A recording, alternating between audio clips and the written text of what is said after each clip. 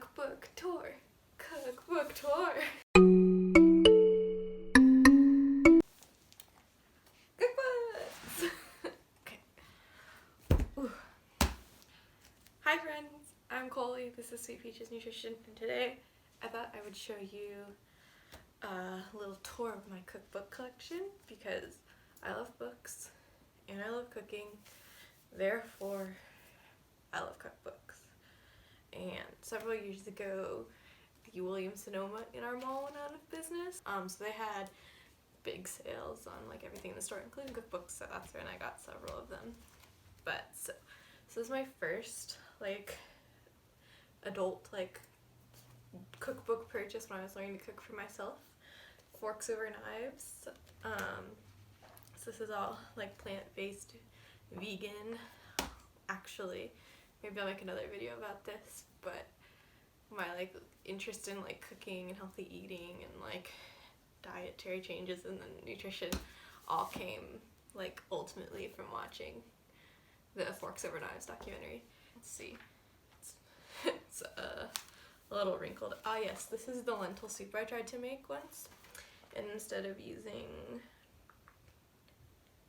3 tablespoons of tomato paste, I used the entire little jar of tomato paste, and that's when I accidentally made sloppy lentil joes? Lentil sloppy joes? It's pretty good.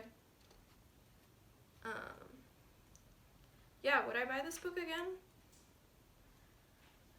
Maybe. I don't think there's anything like revolutionary in here, like now that I know how to cook, but it was a really good introduction to plant-based cooking. Oh, this was a recent one. I'm currently borrowing this from the library indefinitely because their drop boxes are closed. And if you watch Bob's Burgers, this is hilarious to just like read through. And also, they sound really delicious. Don't you for cheddar about me burger.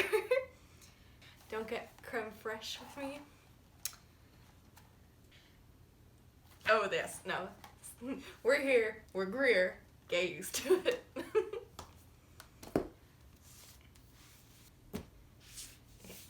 This one is so pretty. Vibrant Food by Kimberly Hasselbrink. And I love this one. I like that it's split up by season. So if you're trying to eat seasonally, you can eat recipes from each season. Oh yeah, these are good. Corn and squash fritters. I made those are good. Oh yes, and then this is when I knew I liked this book. There's a recipe for a Pim's cup, and it's done right with mint, cucumber, and strawberry. It's the proper way to make a Pim's, in my opinion. Okay, this is another one that I got from Williams-Sonoma. That is Vibrant Vegetable Recipes. Honestly, I need to crack this one open. I got to a point where I wasn't really using recipe books anymore because I was trying to develop my own recipes and make content. And so I think it's going to be time to break back into these. Let's see, some of the recipes that I have bookmarked is sweet potato wedges with lemongrass creme fraiche. That sounds delicious. Leek fritters. Love a good fritter. And oh my gosh, this looks really good. Figs with basil, goat cheese, and pomegranate vinaigrette. I don't really like goat cheese that much, but I love figs. Here's another one I haven't really cooked my way through, but I really like the way it feels. It's called Feast, Gorgeous Vegetarian Meals for Any Eater in Every Appetite by Sarah Copeland. Grilled summer vegetables with spicy miso butter. Love miso. Watermelon, cucumber, and avocado salad with ricotta. Watermelon makes such a good salad. Like this sounds like that will taste like summer. Baked squash with shallots, oyster mushrooms, and herb gremolata. That also sounds delicious. Sounds delicious. Okay, and now we're getting to my favorite books, and that would be Anna Jones's cookbooks. This one is a Modern Cook's Year, and this one is also split up by season, which is really fun. And her recipes are just, they're so good. Ooh, I made this one, not chicken soup. I made that one for my sister and it turned out really good. Oh, and I have this one too. Twice baked potato skins with crispy buffalo chickpeas. Really good. So I asked for this book for Christmas a couple years ago and did not realize that it wasn't out in the US yet. So the measurements are in like grams, which isn't that big a deal. But I do always have to look up the ovens because it says like preheat the oven to 220 degrees Celsius, and I don't know what that is off the top of my head, but it's interesting to get a UK recipe book.